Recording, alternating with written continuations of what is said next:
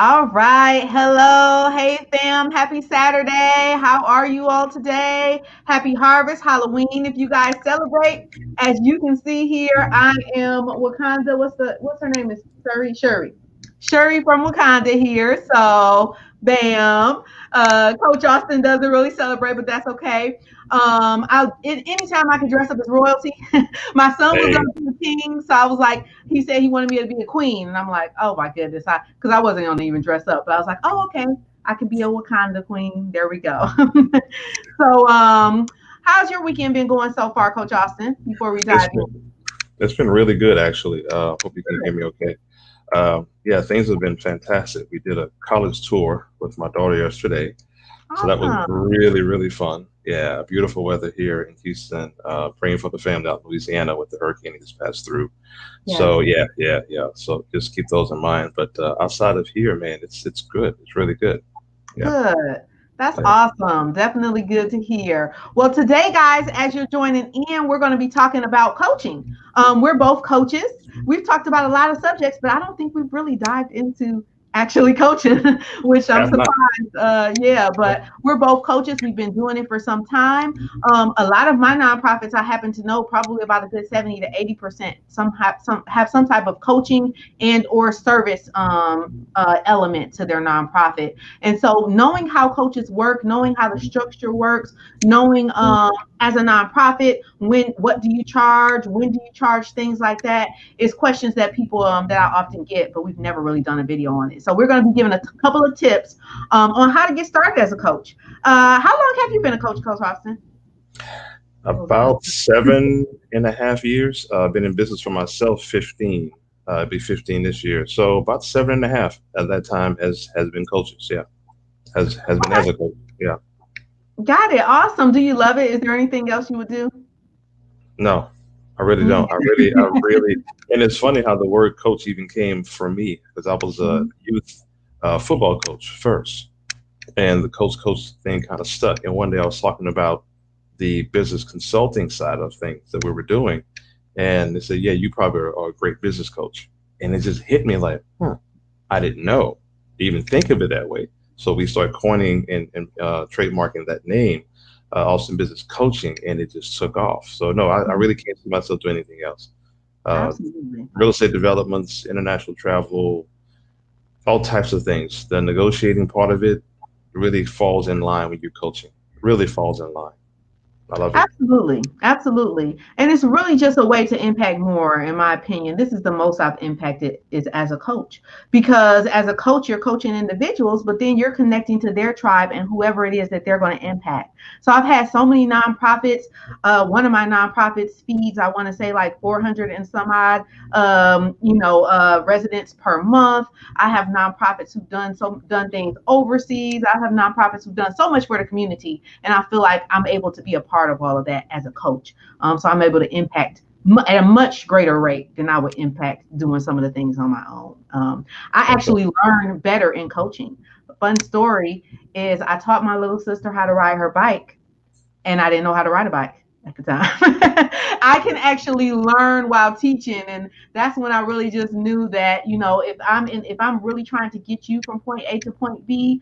I've even had coaching. Have you ever had coaching experiences where you're coaching someone, you're coming up with a great idea for them to do, and you're like, I need to do that too. Like, let me add that to this is awesome. This is great. So a lot of things I really feel like I tap into my divinity when I'm coaching, and a lot of things just come out that is specifically for that client. So it's definitely a favorite thing for me too. Okay. When you first got started, was it smooth? Did you know that you definitely wanted to do it when it first got started, or how did you get started? For those who are watching who are wanting to get started coaching, but it seems like something that's so far off, or something that they really don't know a lot about, what would you tell Gosh, part one of that, when I first started coaching, it was really a need and a necessity within the market that I didn't see coming. We were having our developments accepted by banks, venture capital, et cetera, but it was right at the fall of the Lehman Brothers crisis, as far as when real estate bubble hit. them? And then you had the financial market uh, crisis hit around that same time. and we were getting accepted. We were getting seats at the table, and businesses that were really better than us, more sound, etc. They were like, okay, how are you getting in here? What's going on with this? What's going on with that? And I said, well, this is what we're doing. So what's your business plan look like? What's this look like? What's that look like? This is what they want to see. I said, well, we don't have any of that. We have all of this, but we don't have that. So, okay, Mhm. well, book a time with me. Let's sit down. Let's go over it. And I'm booking meeting after meeting after meeting, not realizing coaching has already taken off. So I was giving Mhm. them the experience that I didn't realize they didn't have. Mhm. So that's how that started. And I just said, you know what, this is meat and potatoes money because it's paying us well while we're waiting for the other developments to take off. Mhm. Like, you know what, this headache is not, I like this better. Let me stay here. So for someone wanting to get into coaching, I would say make sure you've got a success track record with what you're Mhm. looking to teach someone. That's Mhm. number one. Number You one. see a lot of coaches out there, and I get pulled in on calls and say, hey, so and so wants to teach me something or I want to buy their service, but can you listen in? I don't know. You know this better than me. And I ask certain questions and I'll get off the call and say, no, I wouldn't sign. Oh, yes, go ahead and sign. Because Mhm. you can't take advice from someone who hasn't been where you're looking to go. Mhm. Can't. Can't do it. I don't care what they sound like, how pretty it is, how flashy the videos are. If I'm looking to start a business and have a 3 to 5 year success track record, and I'm Mhm. looking to you, Tracy, or me, coach, or whomever, to get me there. If I haven't done it myself, well, how can I take you there? So that would Absolutely. be my first tip to That's the any. first. It's to start coaching. It's funny, Coach Austin. I was thinking the same thing, thinking about the tips that I would give as a coach as well, and that was the exact same number one. Number one is what I say is coach. So what I mean by that is, first of all, niche down. Like I know a lot of individuals say like they're a life coach, which is absolutely great. But I would say niche down to a specific problem or something specific that you specialize in. And then start coaching. So what that means is whatever that problem is you're going to be solving, number one, like you said, make sure that your path lines up. Is there some coaching that you still need in that area? If you want to be a business coach, is all your business aligned? Do you have proper systems? Do you qualify to be a business coach? Because you want to coach from a place of expertise, things that you're good at naturally, and that you enjoy. And so I would say start coaching. If it's not with yourself, step number two, or simultaneously, coach someone around you. You don't have to set it up as a complete business to start off with. Just start actually doing that coaching, because what you'll find is you'll start to kind of see, number one, do you like it? Are you really drawn to it? Even if you've really been able to build your healthy body up and you really got, able to really work all of the health things as far as a physical coach or a nutrition coach or whatever, can that translate to someone else? Some people can do it and they know how to do it, but they haven't what's that word I'm looking for? They haven't necessarily broken down how it works. You know what I mean? They just do it so naturally that they haven't really figured out the system. And so those are some questions to ask yourself, and a lot of things get answered in that action. So it's kind of the same. Number one is start coaching, is make sure that you're coming from a place of expertise. Absolutely. What would be your step number two? Step number two, once you've gone through, listen, be a good listener. You Hmm. first got to listen to yourself. So you have a lot of mirror time. I would tell any coach, have some mirror time. Record yourself on the computer, especially right now. Get your little cloud system and just start recording on your own and start Mhm. seeing how you sound, what it is you sound like. And if you have an example, you made a perfect point. This is a segue into being a good listener.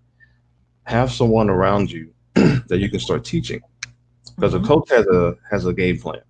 So again, how can I have a game plan if I haven't played the game? So my job as a coach is to give you the game plan. Well, I can't give you my game plan of what I think I want for you because I need to make sure that the game plan fits what you need. So as a coach, I know where I need to take you, but let me figure out how this thing works for you. And it's not necessarily, the audible sound of how you sound as a coach. Because people tell me things that they hear from me. I'm like, did you hear that? I didn't know. Where did that jewel come from? How did Mhm. how did that work out? So people will take the most mundane, the most raspy voiced people, the most, you don't have to sound like Tony Braxton or or Luther as far as the audible, but it's the Mhm. words that you project. I think the heart that comes out of it But if you don't first become a listener and hear people, people want to be heard. People will care about you if you care about them first, and it all comes from listening. There is an art to listening, which I'm still trying to perfect to this day. Yes, absolutely. And like Joy said, I don't like my sound. I felt that exact same way when I first started getting on camera. And you just have to get used to how you sound. You Mm. just have to get used to how you sound. And as you listen to how you sound, you can even correct some things. You know what I mean? You can be like, oh, okay, I am kind of loud. My whole family is loud. So let me tell you, that is one thing we've had to correct. Like we walk in the store on the phone, just loud conversation. And so because we come from a large family. So I'm aware of that more when I come on camera. I'm aware that I talk fast because a lot of my clients say, slow down, Tracy. You the same thing. They'll be like, wait a minute, this is new for me. Slow it down. And I'm like, okay, so I get excited, and when I get excited, I start my pace starts speeding up. You know what I mean? And so you can't correct those things, and you can't become aware of them until you start putting that work in and actually showing up. So I understand. I felt that same way for a long time. Joy, do not let that stop you. Come on anyway. So absolutely, absolutely. What would be step number three? Number three, and this is kind of a combination, right? This is one of the more difficult ones. Listening is the hardest, right? I would say you have to love to teach and have the ability to teach. Because look at the NFL, right? The National Football League, European soccer, for example, baseball. Some of the best coaches weren't really the best players, Mm-hmm. but they've learned the art and have the gift to articulate the message to the people in the field, to the people out there, and they love doing it. It's a natural flow. Um, I had a free class one night. It was supposed to be an hour and a half. We sat in that thing for 4 hours. I Mm-hmm. just love giving it away, just teaching and teaching and teaching. So you have to love it. But here's a piece though. That's the upside. The downside is you have to almost prepare people for failure, Mm-hmm. prepare people for the letdown, and deal with it when it comes. Because it's going to come. Again, Mm-hmm. goes back to number one. You have to have seen it and done it to teach it. So you have to love what you do, but there's two sides of that coin, and I know you've seen that as well. When things don't go right, or there's a longer time period, or with the government, this or that, Mm-hmm. how do you handle that and teach them how to get through that part of it? Absolutely. You've got to love that up and that down. It's not always just a rosy. Coach Austin's great. I post testimonials all the time, but when did that downtime come? When they didn't see the denial coming, when the SBA just kept telling them no, and they've got everything they want, they've got to understand how that thing works. You've got to teach them through that. Got to teach them through it. So I that's say big I part like to number say teach them how to ride. You have to be able to ride because there are ups and downs when it comes to business or if you're transitioning from working for someone else to working for yourself, which a lot of our nonprofits are. I would definitely say there are ups and downs. That's the difference of working for yourself. Is that when you're working and you're getting a paycheck, you know that paycheck, you know exactly what it is. The thing about working for yourself is you have seasons. So you have your high seasons and sometimes you have slower seasons around holidays and things like that. And so you have to be able to flow. And I'm also a firm believer in going with the flow as well. I believe in having a plan, but I also believe that there is some lesson in the flow. So if you have a plan and it's not flowing well, that's a lesson in itself. So you can say, okay, I wonder why. Why is this funding not coming through with this? Do I have, is there something I'm missing with it? Maybe this is not necessarily for me. You know what I mean? And so you're absolutely right. That's part of it as well. And sometimes as entrepreneurs, when we're coaching, of course, this is someone's vision. This is someone's baby. And so that can be hard or it can be tough to be like, okay, this ain't flowing. You're trying to get this baby out, but this baby is not ready. It needs some more time. So that can definitely be a tough part.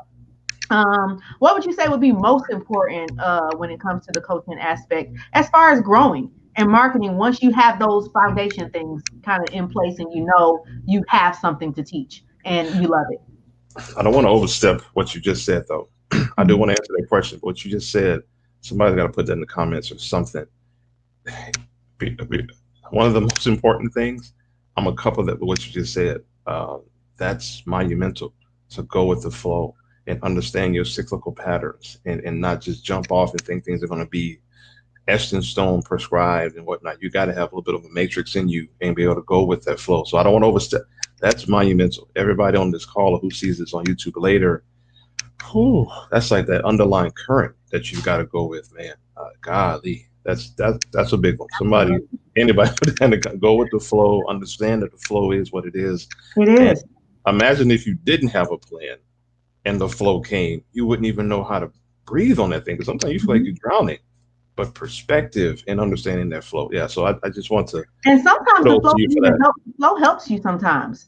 The flow is actually aiding. There was I like to say mantras and things like that. And one of my mantras for a long time was, "I'm in the right place at the right time. Even my delays are divine."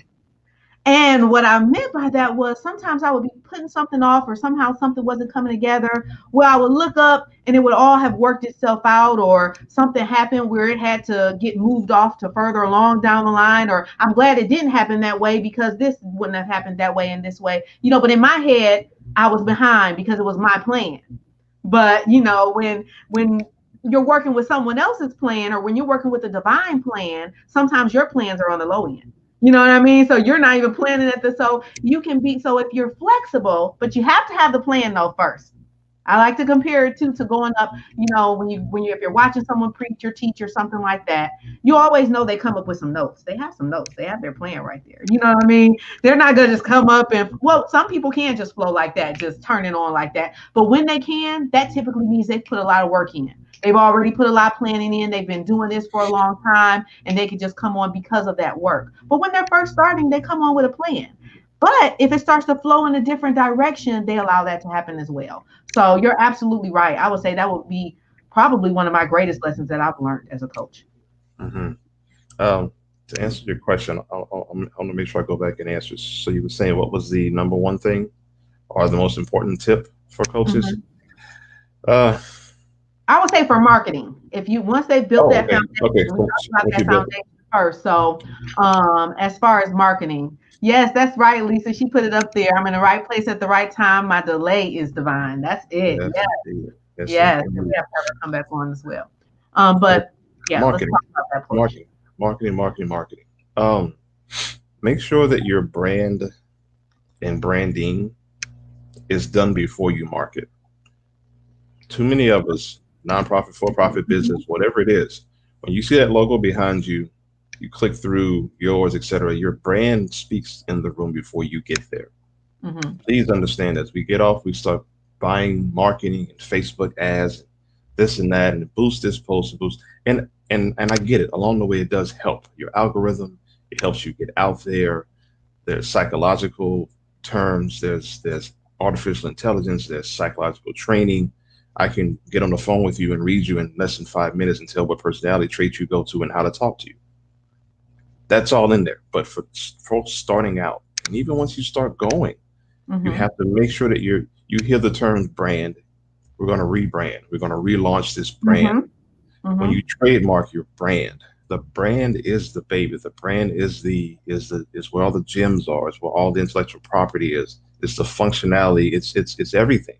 Mhm. So once the brand is established, so get you someone that's a social media branding expert. We have a few on the team.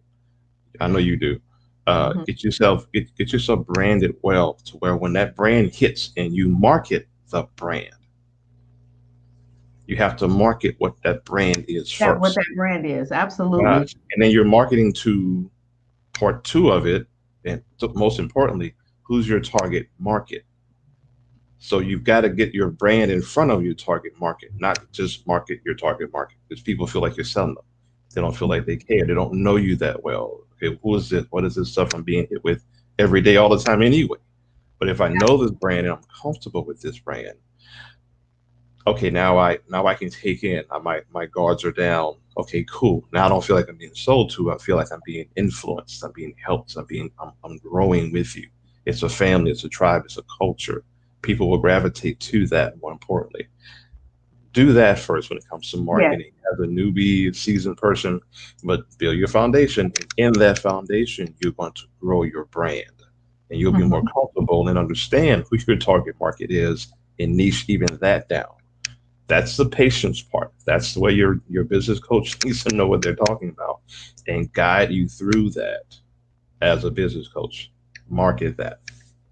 Absolutely. And that branding, it can definitely be confusing sometimes. Coming into business, I've had a lot of people like, what do you mean brand? The easiest way for me to break it down, how do you build that brand? So now we said building your brand is really important. So I'm going to give a couple of steps of how do you start to build that. What your brand is basically your essence or who you are, what you represent as a company or as a organization. What do you want? One of the things that I had Dr. Stephanie come on last week, and she was speaking a bit about branding. She actually has done some things in branding as well herself. And one thing that she was talking about was chunking things down.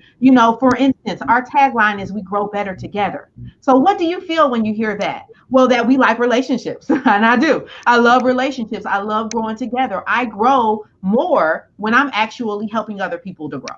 So that's what we want you to know at the end of the day. So have those taglines, have those ultimate nuggets that you really want your audience to know. She gave another example of Nike, just do it. That's a small little message. It's not like a huge, you know what I mean? It's not, I'm trying to remember the whole vision statement and mission statement. It's small, but they branded it very well. So some tips to building that is I like to look at it as a relationship. Building your brand is like letting someone know who you are. So you're letting them know who you are first before you start to ask things for them from them. So what that means is, how can I give? So now that I've figured out the areas I want to coach in, I have my foundation. I've already tested that this works and that I can. These skills are transferable. So it's not that I just can coach myself in these things. I actually have seen that I can coach someone else and see those same results. Now, those people who need that coaching, what is it? What type of content, what type of value do they need? And how do I start giving those little nuggets on a forum like this, on in social media, in just regular life, as far as just network marketing, things like that as well. And so that's then you start to add that value. And what I've seen is if people regularly add value, the brand kind of almost starts to date that the work almost happens naturally because they see the result. They're constantly adding value, looking at the results. Adding value. Oh, okay. These are the results here. Let me adjust that. Oh, these people have a lot of questions when it comes to this area. Okay. So then you see that, okay, that's part of my branding because this is an area of need right here. Does that make sense? It does make sense. That's a lot of Mm-hmm. sense. You have to be able to, if you don't have enough to give away, you really shouldn't be coaching at all. Hmm. You should be able to give away whatever you want to give away, and don't feel like your people will miss out. Well, I can't get this for free. No, you can't. I can give away a whole week worth of free stuff, and I got a whole year plus to go. We have content now that we're developing for 2021 as we speak, and I Mm-hmm. probably got 12 months of content now. Probably got enough to go into 2022, honestly, Mm-hmm. but and I can still give away for free because again, it's Absolutely. the expertise that we've got. I mean, that's a long time to be in business as an entrepreneur as far as sustainability is concerned. And I know being able to negotiate $1 billion in contracts, accepted contracts, taking businesses from a garage to this setting, understanding other businesses and helping them flourish and grow. I'm comfortable in that space. So with ours, it's entrepreneurship training, business coaching. There's taglines that come on with these messages. So yeah, you've got to understand what you do best for people. What do you bring to the market that no one else can bring? There's business Absolutely. coaches out there, but no one's going to coach you like Coach Austin will. No one's going to coach you like Tracy will, which is why we're collaborating because there's some lines that I do best, you don't, vice versa. There's some things you do. I'm like, man, look, I can't touch Tracy in that area. Tracy, can you help me with this? Mm-hmm. Uh, yeah, so just understanding that lane and grow your lane. Let the people and genuinely just let the people know who you are. This is what I That's do. it. Yeah, Mm-hmm. this is why I do what I do. You've got a need. If you got a pain point, I got a Tylenol for it. If you're hurting in this area, you don't know where to go. Look, I know how to get there. Come see.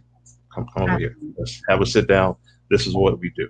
This is how we do it. I hear you say this. Let's see if our energies merge, right?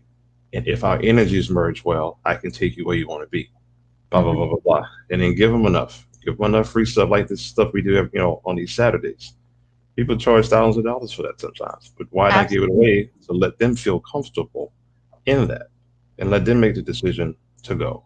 So yeah. And we also know most entrepreneurs who have been doing it for some time know the amount of works and the amount of levels and the amount of systems and things like that that really goes into play. And it's like, there's no way in the world, and that's why I talk so fast, is because I will get on a call and someone asks me the right question. I get so excited. I will try to give you everything in 30 minutes. And then it's like, that's how it sounds. But there's no way we can give all of the tools, everything that it takes to run a successful business in these small nuggets of time. It would absolutely be impossible. So we give you little tidbits that we can so that we can help down the line in a more personal way or in a more accountable way with the group or something like that. And speaking of that, we actually have something coming up this week. If you want to hang out with me and Coach Austin for 3 days virtually, Wednesday, Thursday, and Friday at 7 p.m., guys, we are doing a pop up course. I'm going to be doing these maybe 3 or 4 times per year on different topics. This time, we're talking about business planning. So, if you do not have your business plan together, if you feel like you have the vision, I connect with a lot of visionaries, but you also have to put that visionary vision to some type of plan. That's what puts the legs on it and gets it moving. And so if you need help with that, one thing that I would say some of the most successful people do is they actually identify areas they need help in. Coach Austin actually just said something about this a couple of minutes ago, like, hey, I know Tracy does these things well, I know Coach Austin does these things well. I've asked them some questions as a coach when I've had challenges with different things, and coaching, even coaching as a man, because it's different sometimes coaching as a man and coaching from the female and the feminine perspective or whatnot.